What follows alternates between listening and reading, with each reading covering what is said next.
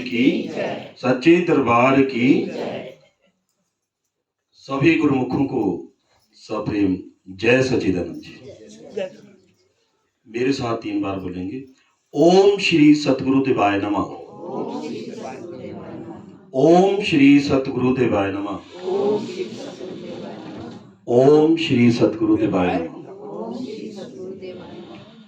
सत्यं बोधमयं नररूपममलं प्रत्यक्षमेव सर्वेश्वरं रत्नमण्डिते शुभ्रमुक्तं श्वेताम्बरे शोभितं मुक्तामालविभूषितं च हृदयस्यासने संस्थितं भक्तानां वरदं प्रसन्नवदनं श्री सद्गुरो नमोऽहं।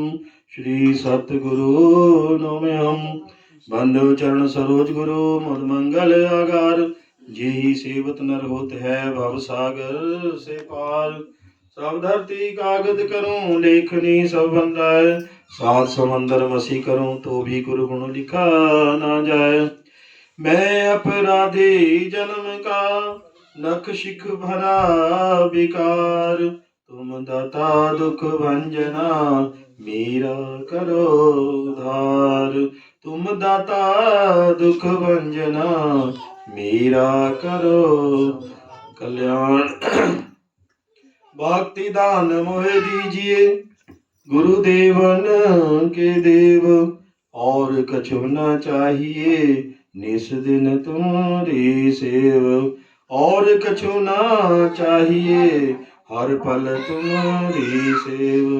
गुरु जी को सिर पर राखिए चलिए आज्ञा माही कहे कबीर तिस दास को 3 लोक डर नाही। मन मंदिर में विराजमान श्री श्री 1008 स्वरूपानंद जी महाराज श्री नंगली निवासी भगवान जी का पावन दर्शन करते हुए अपनी वाणी को अपनी रचना को पवित्र करने के लिए तथा अपने ध्यान को श्री गुरु चरणों में जोड़ने के लिए अपने दोनों हाथ खड़े करते हुए प्रेम सहित ऊंचे स्वर में जय घोष करेंगे। बोलिए जयकारा बोल मेरे श्री गुरु महाराज की, सच्चे दरबार की, परमहंस दयाल जी महाराज की, घटघट वासी नंगले निवासी भगवान की, अंबाला वाले सतगुरु महाराज की। धन्यवाद।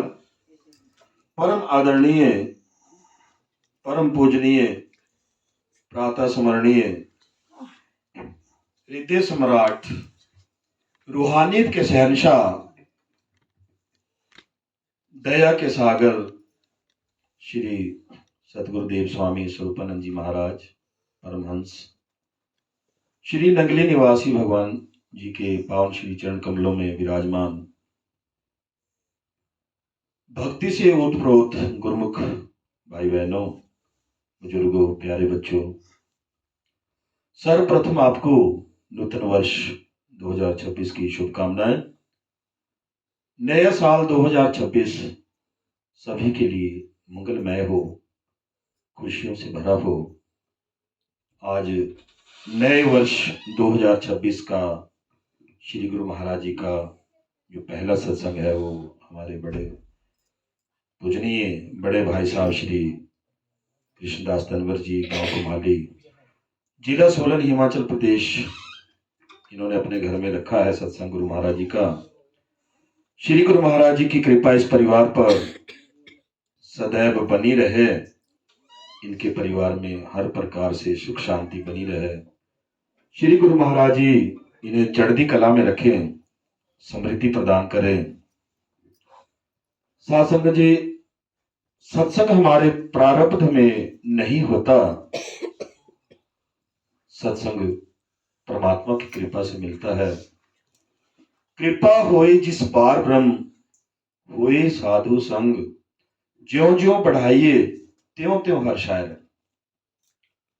पार ब्रह्म परमात्मा को कहा गया है।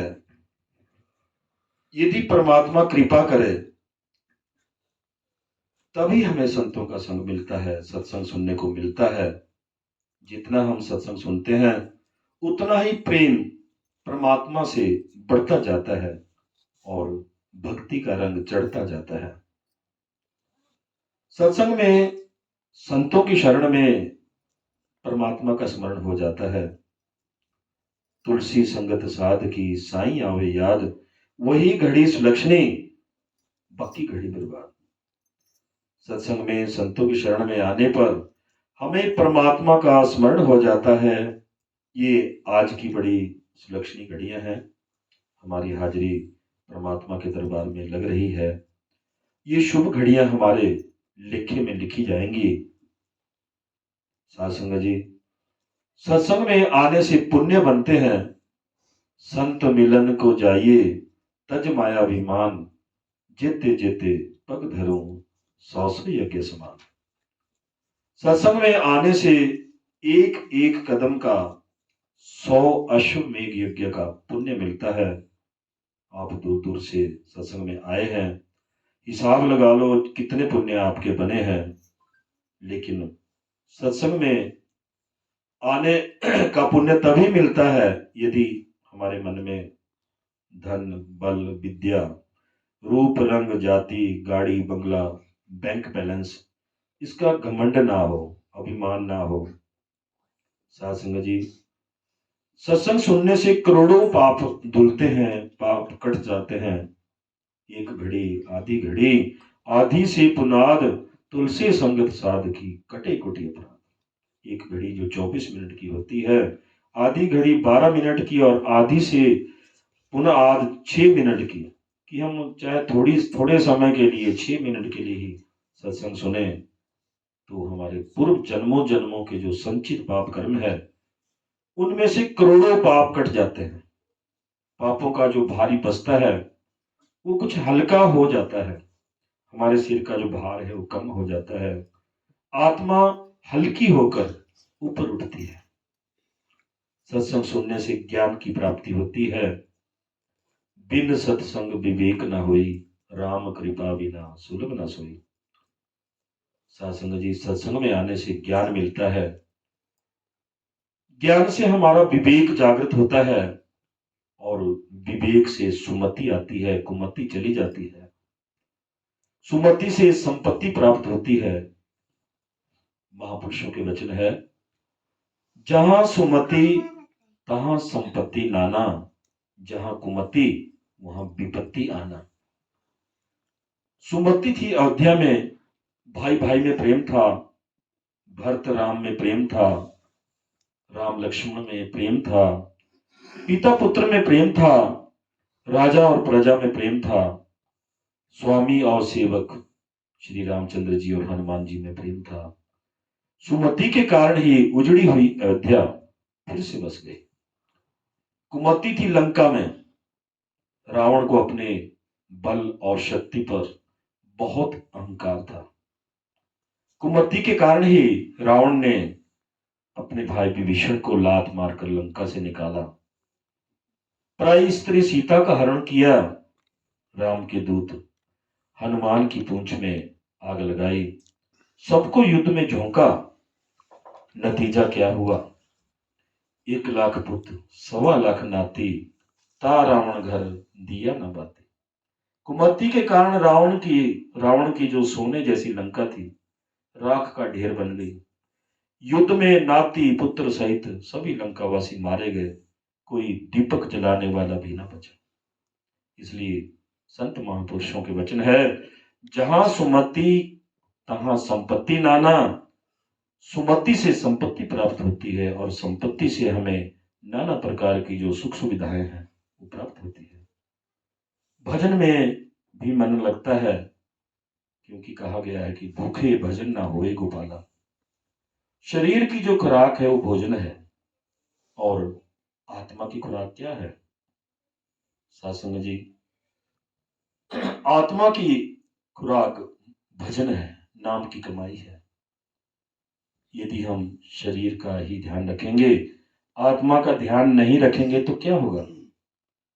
तो फिर आत्मा नीच योनि में चली जाएगी, अधम योनियों में चली जाएगी। कुत्ते, बिल्ली, गधे, घोड़े, गाय, बैल, सुअर, गंदगी के कीड़े, इन नीच योनियों में फिर जन्म मिलेगा। मनुष्य जन्म से आत्मा गिर जाएगी। इस बारे में एक दृष्टांत के माध्यम से सतगुरु कबीर साहब जी ने कहा है, बैल बने हल में जुते गाड़ी में दीन, तेली के कोल्लू रहे पुनी घेर कसाई लीन, मांस कटा बोटी बिकी चमड़न मड़ी नंगार, अब कुछ एक कर्म बाकी रहे तिस पर पड़ती मार। सासंग जी, एक बूढ़ा व्यक्ति अपने खेत में बैठा रहता था। तो एक दिन कबीर साहब जी ने उसे कहा कि भाई भजन किया कर। तो बूढ़े व्यक्ति ने कहा कि महाराज अभी तो मेरे छोटे छोटे बच्चे हैं, जवान हो जाए फिर भजन करूंगा। तो कुछ समय बीता, बच्चे जवान हो गए।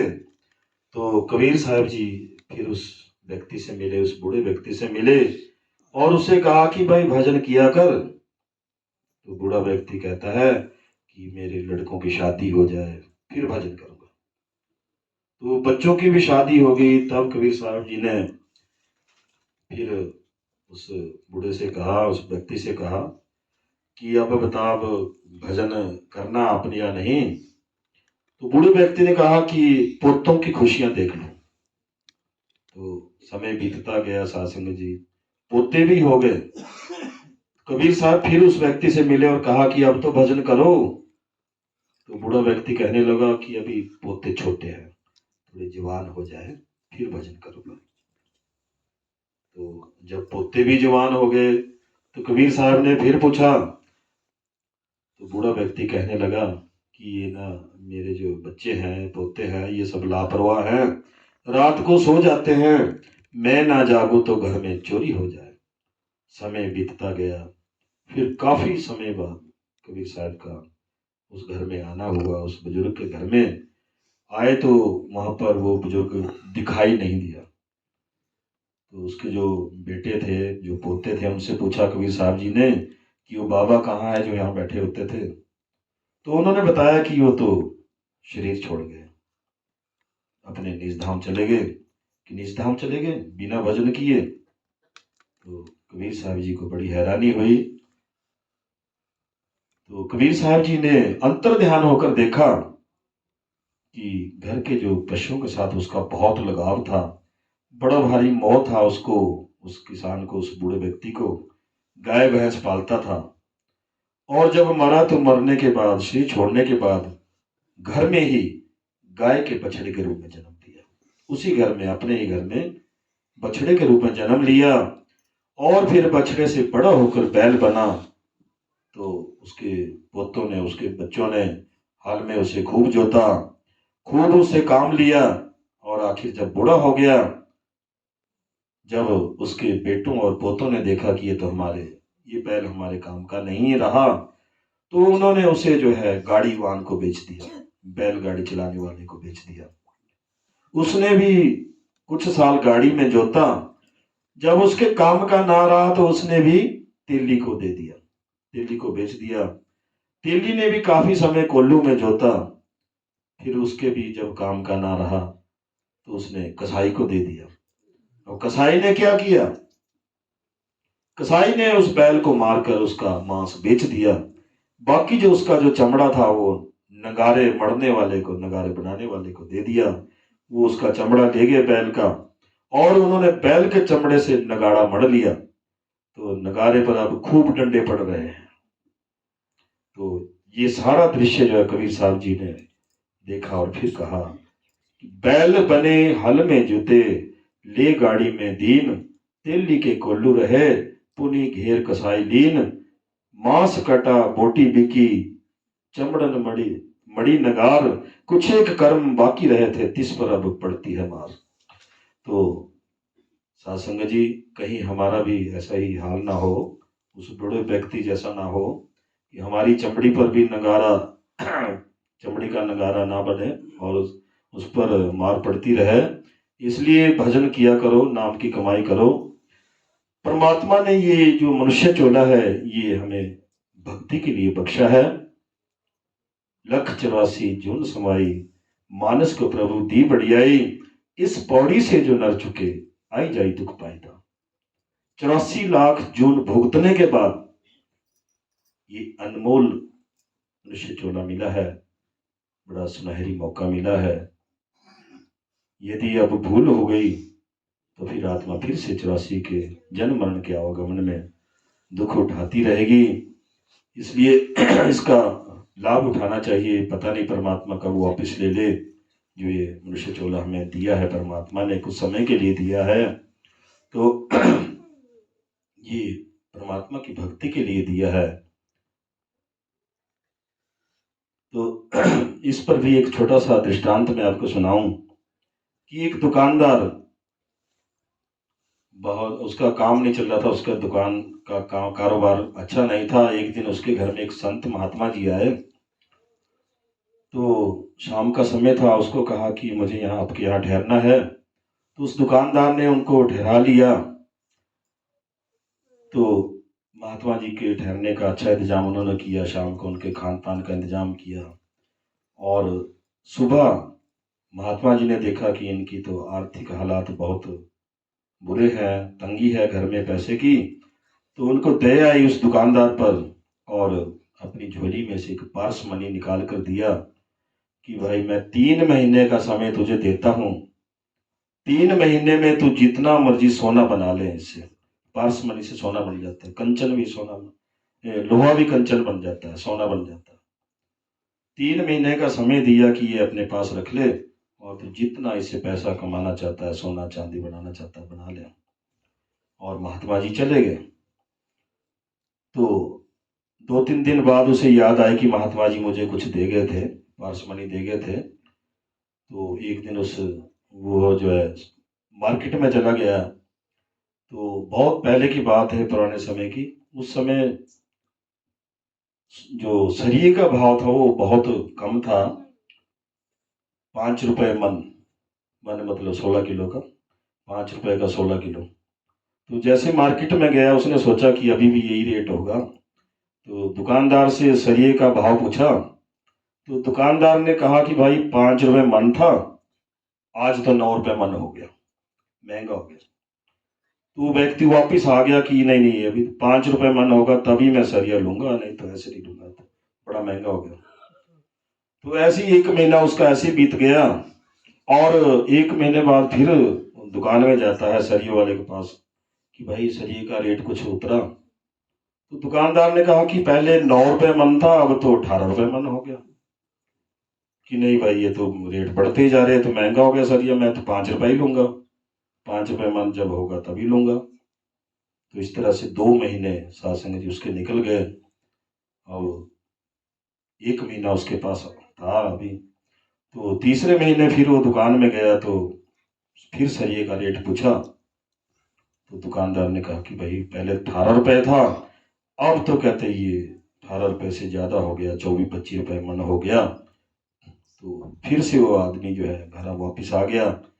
और इतने में 3 महीने पूरे हो गए। दूसरे दिन महात्मा जी दुकान में आ गए, पहुंच गए।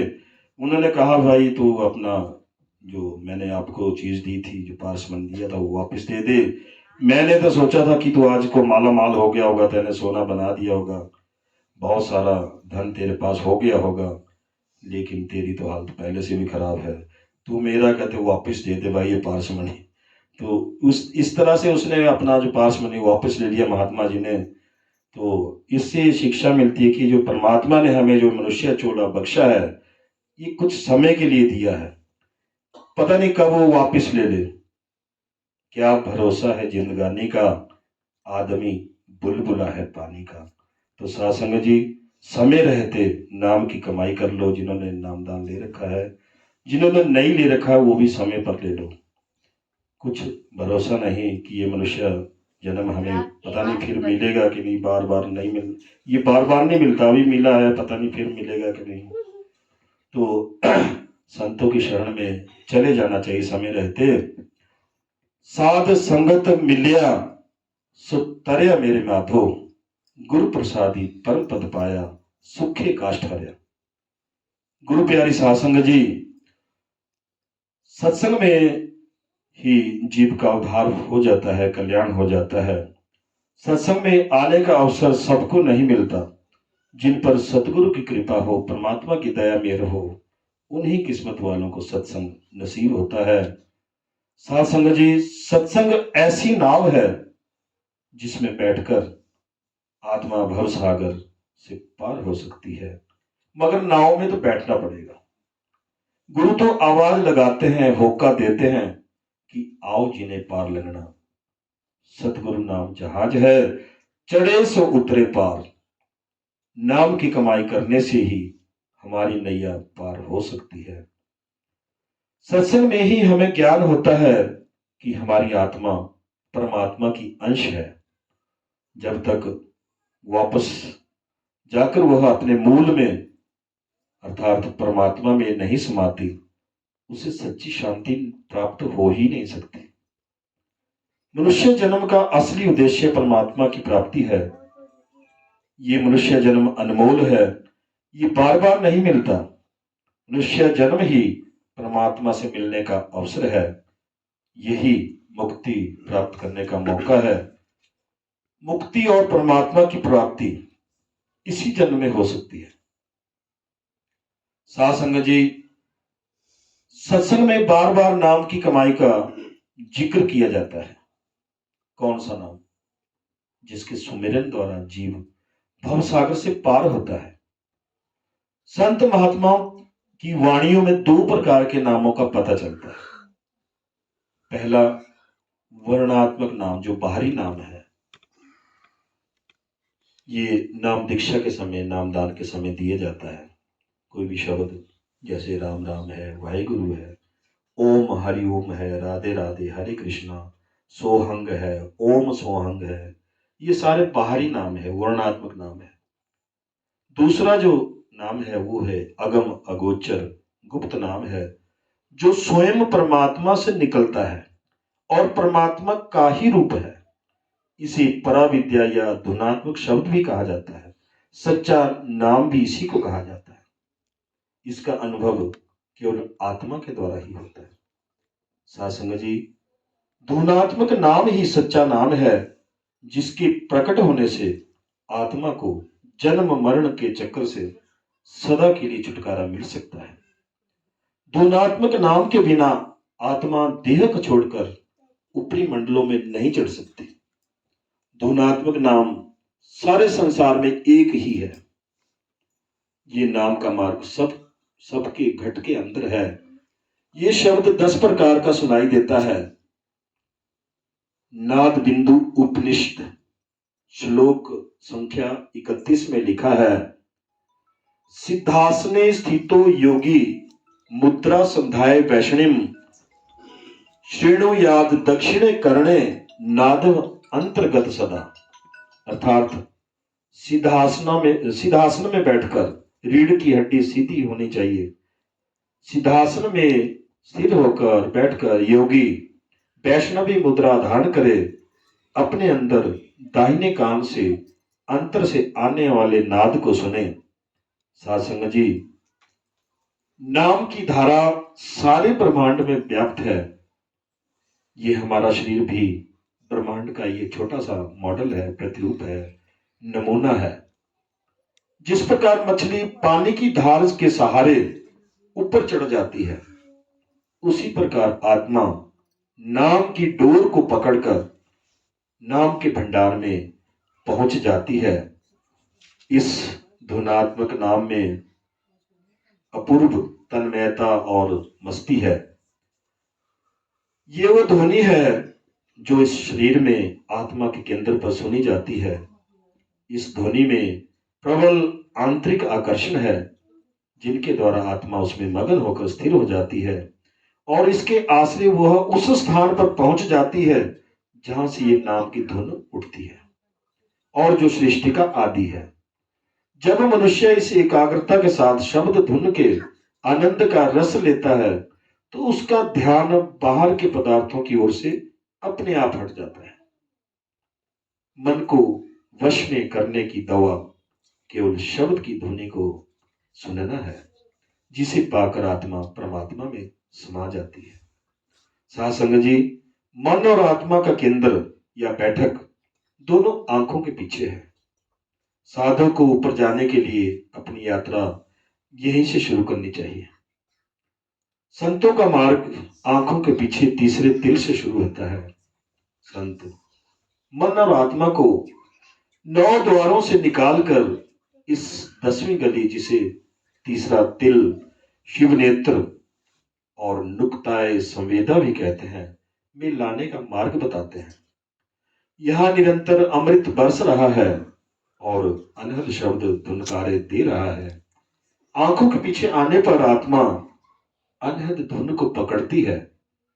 वहां से आंतरिक मंडलों के दृश्य, 5 रंगों की फुलवारी, तारामंडल, चंद्र, सूर्य को देखती हुई वहां के शब्द के आधार पर ही वह सहस्र दल कंवल में पहुंचती है। इस संतों की पहली मंजिल है। यहां से आगे त्रिकुटी, पारब्रह्म, भौर गुफा आदि स्थानों के दिव्य शब्द को सुनती हुई और प्रकाश को देखती हुई आत्मा सतलोक, अलखलोक, अगमलोक और फिर अनामी लोक में परम पिता परमात्मा से मिलाप करके उसमें लीन हो जाती है। बोलिए जयकारा बोल मेरे श्री गुरु महाराज की।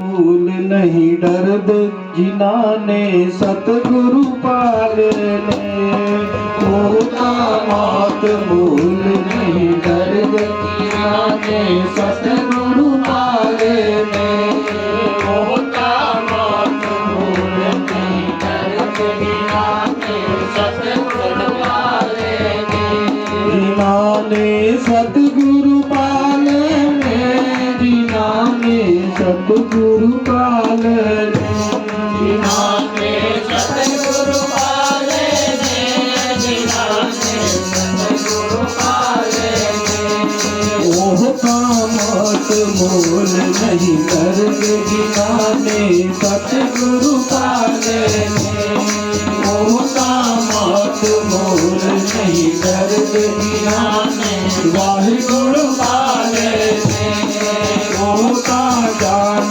करन गुरबान जिनाते मैन चढ़ा लेने होता जान करन गुरबान जिनाते मैन चढ़ा लेने होता नहीं कर जिनाने सतगुरु पालने होता मौत मोल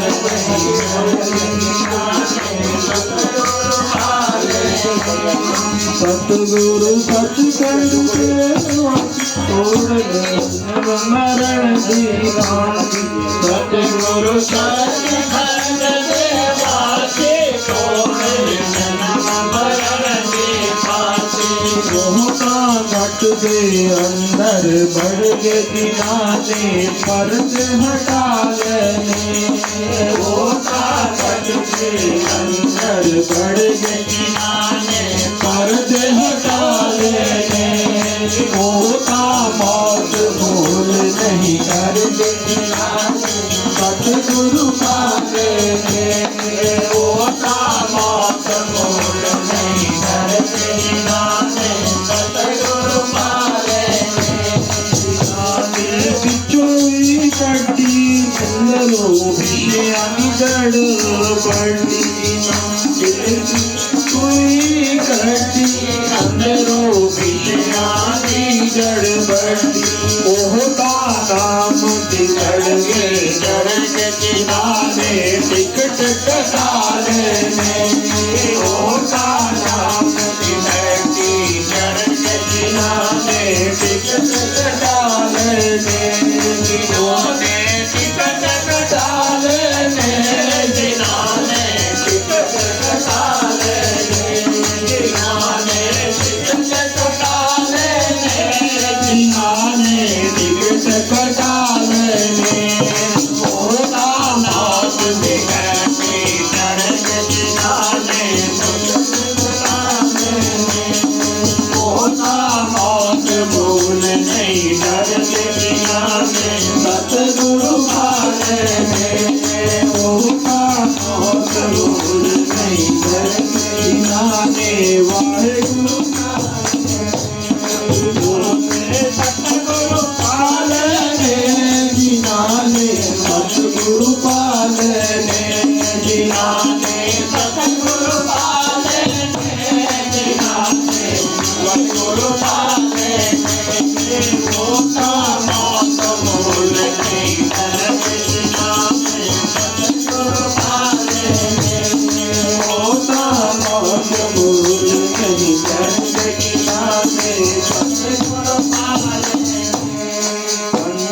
चोर जिलाने मारे छठे पिंड तेरा मारे पंजे चोर जिलाने मारे छठे पिंड तेरा मारे मोटा दसवें रे बिच मर्ग जिलाने शब्द खुला लेने मोटा दसवें रे बिच मर्ग जिलाने शब्द खुला लेने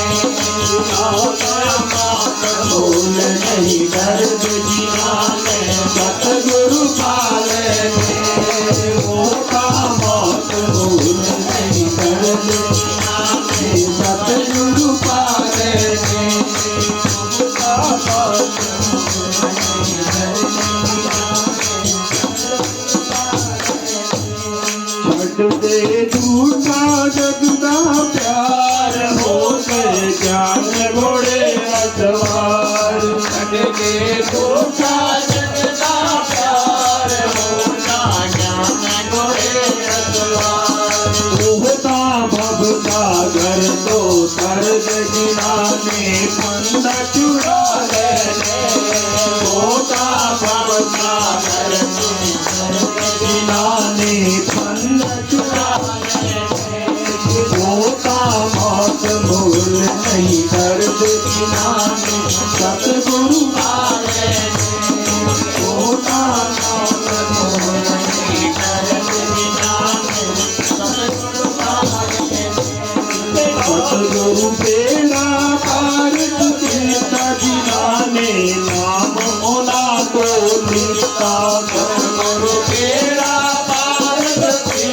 जिलाने नाम मोला को लिखता होता है नसीबा वाले जिलाने दर्शन पाले होता है नसीबा वाले जिलाने दर्शन पाले होता मौत मूल नहीं दर्द जिलाने सतगुरु पाले होता मौत मूल नहीं दर्द जिलाने सतगुरु पाले जिलाने सतगुरु पालेने जिलाने सतगुरु पाले जिलाने सतगुरु पालेने जिलाने सतगुरु पालेने होता मौत मूल नहीं दर्द जिलाने सतगुरु पालेने होता जान करन कुर्बान जिलाने मैल चढ़ा लेने होता जान करन कुर्बान जिलाने मैल चढ़ा लेने होता मौत मूल नहीं दर्द जिलाने सतगुरु पालेने होता मौत मूल नहीं दर्द जिलाने सतगुरु पालेने अब पछताए क्या हो तो जब चिड़िया चुग गई खेत। बाद में पछतावा व्यर्थ होता है। साध संगत जी, सतगुरु हमारे जन्म मरण के बंधन को तोड़ देते हैं। सतगुरु की कृपा से अंतर का पर्दा खुल जाता है और गुरुमुख अंतर्मुखी हो जाता है। जो सांसारिक पदार्थों का त्याग कर देते हैं, विषय भोगों में जिनकी आसक्ति नहीं है, जो सब जीवों के अंदर उस परमात्मा का ही रूप देखते हैं, केवल उनके अंदर शब्द गुरु प्रकट हो जाता है, सच्चा नाम प्रकट हो जाता है। जिन साधकों ने 5 विकारों काम क्रोध लोभ मोह अहंकार को वश में कर लिया, बाहर के 9 द्वारों से अपना ध्यान अपना ख्याल हटा लिया, केवल वे ही 10वें द्वार में प्रवेश करते हैं और अंदर के रूहानी नजारों का आनंद उठाते हैं। जिनको ये ज्ञान हो जाता है कि ये संसार एक स्वप्न की तरह है, मिथ्या है, झूठ है, जो जागे हैं, जिनको अपने निज धाम का पता मिल गया है, अपने घर का एड्रेस मिल गया है, वे ही भवसागर से पार हो जाते हैं और 84 के जन्म मरण के आवागमन के फंदे को काट देते हैं। साध संगत जी, वे रूहें बड़ी भाग्यशाली हैं जो सतगुरु से नाम दीक्षा लेकर अंतर्मुखी होकर सतगुरु के दर्शन पा लेते हैं। उन्हें मृत्यु का भय नहीं सताता। तो इस भजन की यही व्याख्या है कि सदगुरु की शरण में जाकर उनसे युक्ति हासिल कर नाम की कमाई करते रहना चाहिए। बोलिए जयकारा बोल मेरे श्री गुरु महाराज की, सच्चे दरबार की। जगत में कोई नहीं परमानेंट, जगत में कोई नहीं परमानेंट, जगत में कोई नहीं परमानेंट, जगत में कोई नहीं परमानेंट, जगत में कोई नहीं परमानेंट, जगत में कोई नहीं परमानेंट। दिल चमेली चंदन साबुन, दिल चमेली चंदन साबुन, चाहे लगा लो सेंट, जगत में कोई नहीं परमानेंट, जगत में कोई नहीं परमानेंट, जगत में कोई नहीं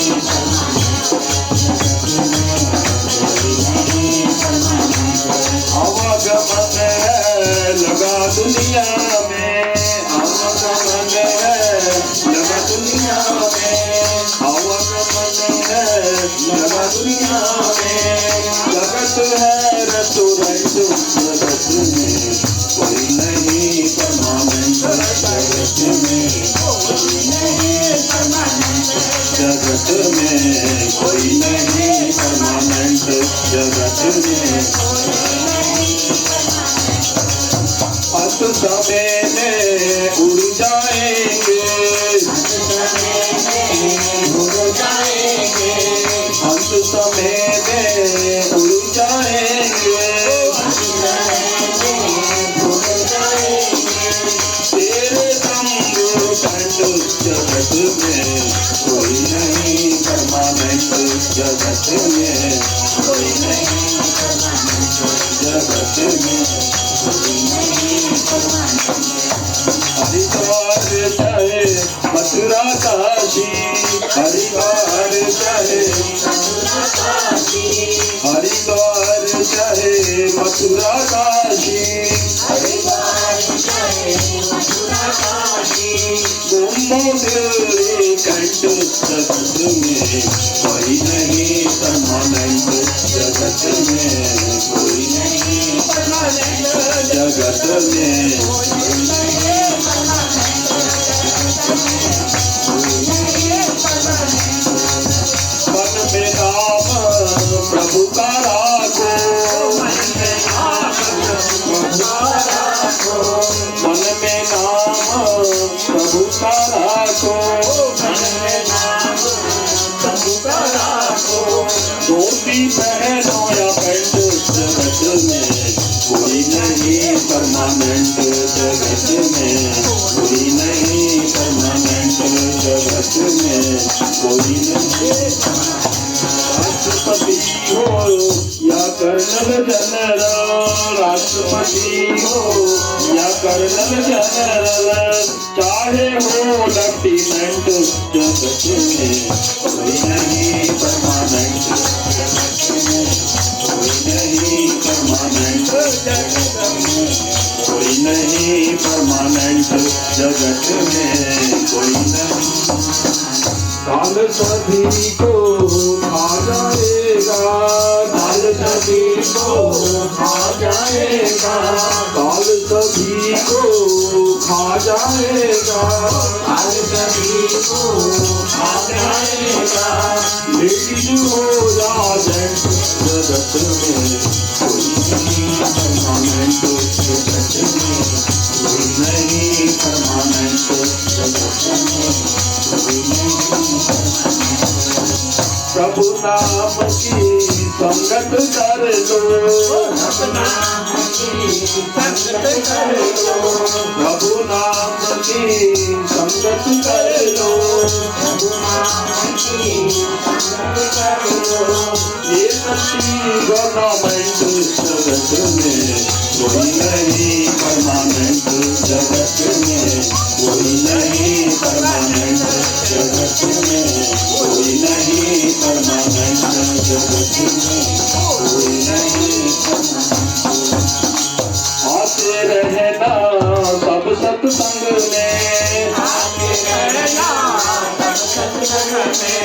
आते रहना सब सत्संग में, राहो नाम सेंट जगत में, कोई नहीं परमानेंट जगत में, कोई नहीं परमानेंट जगत में।